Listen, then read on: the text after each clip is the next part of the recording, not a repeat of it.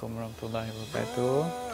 Nama saya Reza Shah Azmil. Okey, Assalamualaikum. Nama saya Ima Asmiti Ibrahim.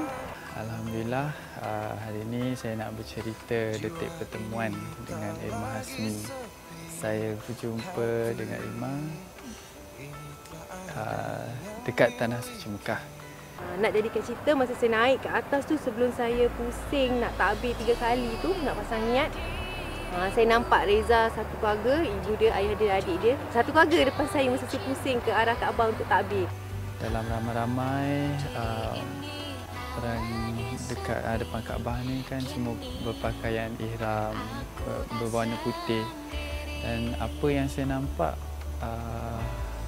subhanallah, saya nampak Irma dengan shawl warna merah, dan time itulah terdetiknya kenapa saya nampak Irma, saya jumpa Irma di depan Kaabah. Saya masa impression saya depan Kaabah tengok Reza.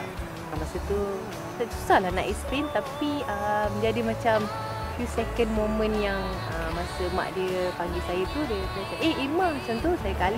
Sekali tu saya terpandang muka Reza dulu. Dia pun pandang saya juga macam tu, tapi tak bertegur, tak cakap apa-apa, cuma dia pandang saya, dia senyum, terus dia tunduk. Macam tu je momen dia. Kembalinya saya selesai menjalankan umrah, seminggu lepas tu keluarga Reza terus datang merisik di rumah saya. Itu pun pertama kalilah keluarga Reza dan keluarga saya berkenalan.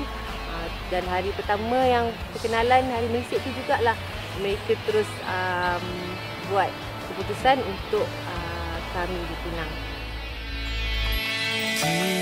Tiba diriku di penghujung mencari cinta.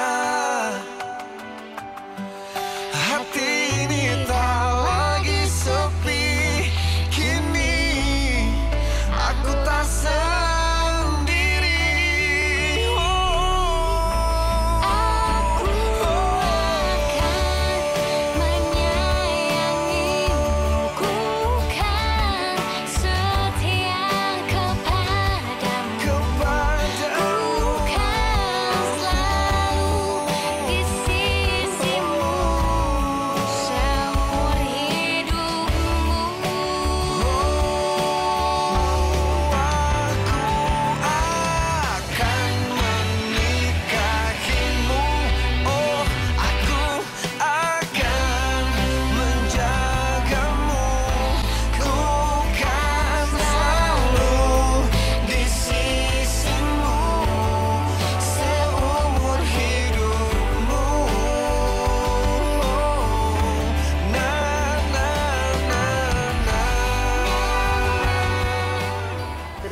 Sampailah ke hari perkahwinan malam ni, 1 Julai, hari majlis perkahwinan kami, dan alhamdulillah 29 hari bulan Jun selamat diijabkan. Alhamdulillah, terima kasih sebab sudi datang. Saya harap kalian semua mendoakan kebahagiaan dan semoga kami dapat keberkatan daripada Allah Subhanahu Wa Taala. Amin.